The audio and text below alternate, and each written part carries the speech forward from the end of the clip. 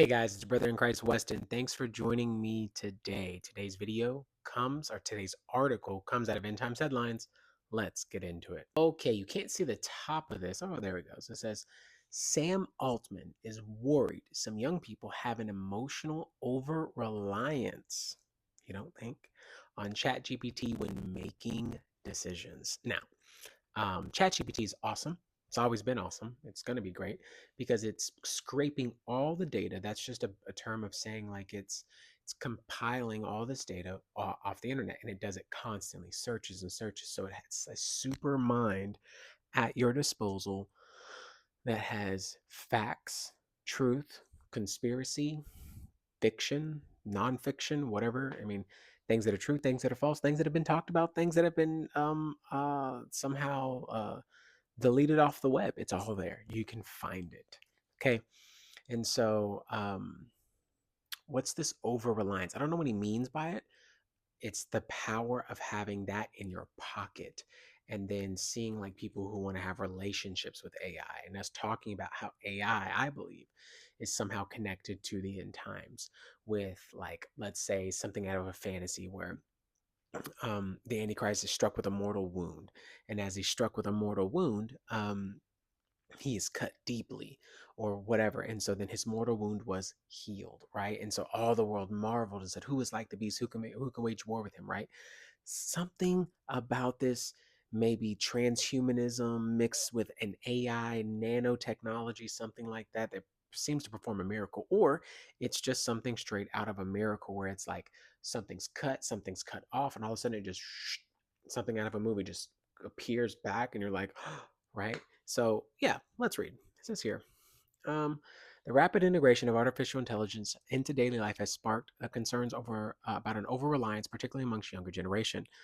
Sam Altman, the CEO of OpenAI, has highlighted potential risk associated with excessive dependence, for sure, on AI tools like ChatGPT, predicting that this trend may become more pronounced by 2025. Why? Because you don't have to think anymore. It's not that you don't have to think, you don't have to do the hard work. It does it for you. It's there. It's right there. How do you think I got all my information about neurology? And how do you think I got all my information about like what I was experiencing and all these weird symptoms, and my pinky would start to weird out or whatever? Sometimes it does and sometimes it doesn't. And then thinking like, hey man, twitches. I didn't know twitches had anything to do with ALS. I didn't know twitches or tremors and things like that could be possible with like motor issues. Obviously, it could also be benign. There's all kinds of information that's actually there. It's awesome and it's great. And there is a very slippery slope that's literally like, doop, that's it. Like you're off into the deep end and you don't know how to get out, bro, because you feel so empowered, and um, it's a weird feeling when you just know that you can ask somebody who knows, and makes you smarter by the second. You start asking and asking and asking and asking. And it's not because you can't become more intelligent by it. It's the idea of this reliance that it becomes something more than what it is. The robot becomes the God. AI worship, haven't we talked about that? Um, this super intelligence that will eclipse you and have a singularity where the information will jump thousands and thousands and thousands of years ahead of you. You'll never catch up. So it's in essence a god, false god, but a god nonetheless, because um, it feels godlike. It feels otherworldly. Like how I can't comprehend. My brain can't do it. So let's keep reading. AI, Altman's observations point to growing tendency in young people to turn to AI for decision making, problem solving, and even personal interactions. Yes, absolutely. The shift raises question about long term impact on critical thinking and independent reasoning skills. Come on, man. Come on. It's going to take everybody's job, right? You're not kidding. You're not kidding.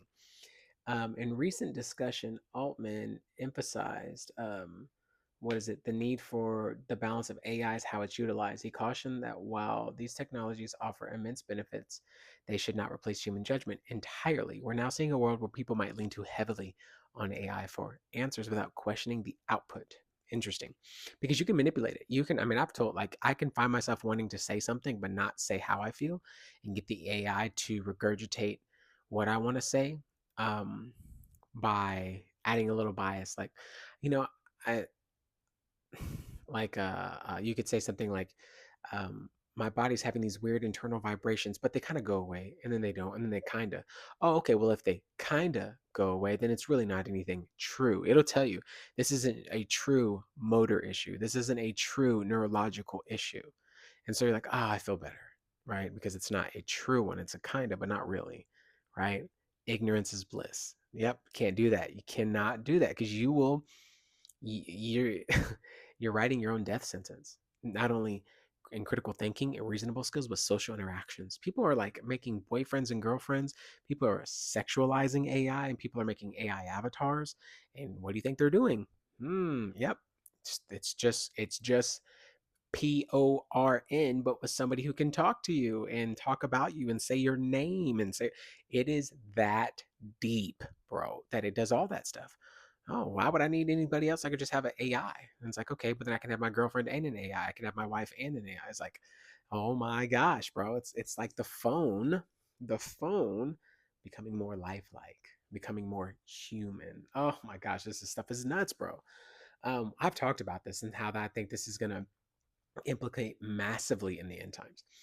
The implications of this trend are far reaching, especially AI systems become more sophisticated and integrated in education, work, and social environments. The concern over AI reliance could lead to a diminished ability to creatively adapt to be creative or adapt to situations where AI tools are unavailable. So then you stop like, it's like people who do not have very cursive or don't know what a Walkman is or a CD or a telephone where you picked it up and typed the numbers, or a turn dial one, like you don't know what that is. You don't even know what a payphone is anymore. Like what? A VCR, out of date. You become out of date. Your brain, the neuroplasticity of your brain shrinks, and your brain doesn't become smarter. It starts to almost like it's dying because you're not learning and you don't have a critical think. You're not integrating it. Like here are some things that you can do. Let's just play a brain game. Here are some things that you can do to try to have neuroplasticity, which is it helps your brain grow. Like I believe it's new. I don't know if it's new neurons, but it's like opening up your brain, making it grow new paths. Let's just say that because I don't have the actual definition. But it encourages your brain to think harder, to think smarter, to grow, to protect itself, and to like age well, not age bad. So let me give you a little example. There was a lady who I watched do this, and she said, "Hey, if you want to do something for neuroplasticity, do this." So you see here. So I can only do it this way, but you pretty much, instead of doing this, right, you do this. Ah, you switch it up. So you start with this one with the index and the thumb, and this one the index with the pinky. And as you move, you tap. Ah, see how it messed up? My body went like this, right? But the idea is to do it differently, or to like, I can do it this way. I can do it like this. Can't see it because I can't. I can't. It's almost like I can't look at it. Ah. Anyways, practice that. You practice like this, all right? She said, now do it this way. Now switch. Ah, I messed it up. See? One, two, three. Yep. One. Ah, come on. Also, here's one where can you do, instead of doing this, right? You're doing this motion. Can you do it where they're both going the opposite way? So I was doing this literally yesterday where you're going. You don't realize how hard that is, but your brain wants to correct it because it's not something you've learned. But you're going, and I've gotten better over a day. But what I'm doing is going in opposite directions. Ah, you can see my fingers shaking. My brain is trying to control two parts and go the same way. Stuff like that. It's called it's getting your brain to like, it's like, you stop learning, you stop reading, right? Then your brain starts to become more susceptible to aging, right? And it's like, man, this stuff is nuts. And they teach you that when you're trying to repair issues in your brain, when you're trying to repair how you think, how it moves. And so like, not only do we take stuff to protect our brain, I've learned so much over the past month, praise God, no joke. um, but things like that, things like this, like just simple to do things, simple like, ah, one, two, three, nope, nope. When I'm doing it on screen, I can't do it, but when I'm doing it here, I can. It's like, I have to like think about it in my head. Here we go. 1, 2, 3, 4. Ah, I did it. Uh, ah. Anyways, like that. So let's keep moving.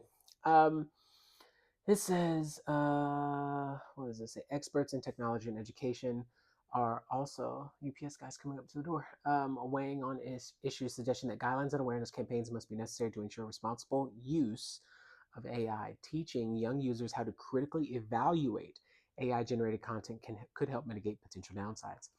Further, the ethical dimensions of AI dependency are under scrutiny as these tools shape decisions and influence perspectives. They do. They absolutely do. There are a risk of bias applications or amplification if underlying algorithms are not transparent or well regulated, right? Because somebody's actually putting that information in there. So you have to watch out. Altman's comments also touch on a broader societal impact, including how AI could alter interpersonal relationships if individuals increasingly rely on AI for communication or emotional support. Traditional human connections might be affected. Absolutely.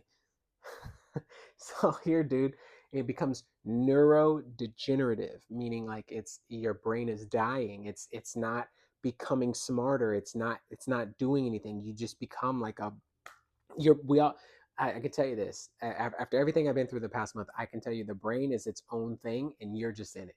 Your consciousness and your spirit are here, but it's the brain that makes the things function and tells it what to do. And it will do things that you're not even controlling. It's in control of you in some way. It's almost like you're submitted to the brain, like no joke. And so you play a massive role in that, but your brain will start to just do stuff, move your body when you don't want it to. Say like it's nuts. It's absolutely nuts. So this, I don't know. I just saw this. I didn't even know this was all about this, but this just hits home because I've been dealing with so much over the past month. The conversations around AI, or it says it's not just about productivity. It's about how we relate to each other as we grow as a society. You're absolutely right, dude. But you introduced it.